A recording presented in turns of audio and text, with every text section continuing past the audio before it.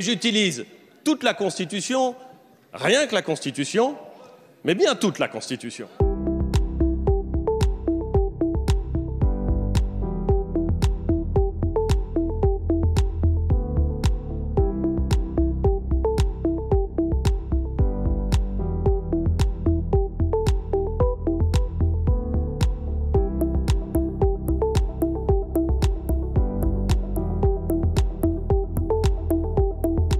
Lorsqu'il faut prendre ses responsabilités, je le fais sans hésiter. Et j'utilise toute la Constitution, rien que la Constitution, mais bien toute la Constitution. Il appartient, Monsieur le Président, à l'Assemblée nationale elle-même de faire vivre ce débat. Si ce débat vit et qu'il permet d'avancer dans de bonnes conditions, tant mieux, c'est ce que je souhaite. Mais à partir d'un certain moment, il faut être clair. Nous nous sommes engagés sur ce système universel de retraite par répartition et par points. Et l'engagement du gouvernement, le fait majoritaire, ça existe.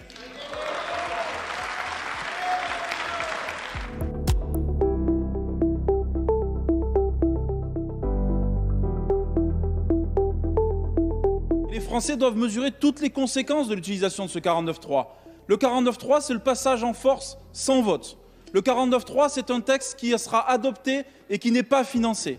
Le 49.3, c'est aussi le fait tout simplement que des centaines de questions sur les agriculteurs, sur la pénibilité, sur les carrières longues et autres resteront sans réponse.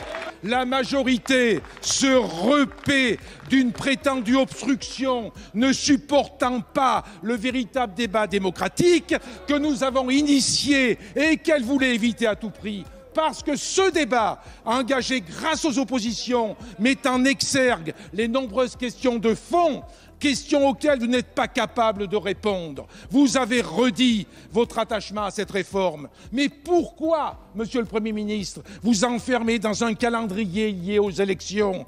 Pourquoi vous bloquez sur une date butoir qui crée les conditions d'une adoption profondément antidémocratique? Monsieur le Premier ministre, imaginez-vous qu'une réforme qui réécrit notre pacte social puisse ainsi être traitée, ainsi être liquidée? Nous vous appelons une fois encore solennellement à retirer ce texte pour créer les conditions d'un débat serein dans le pays.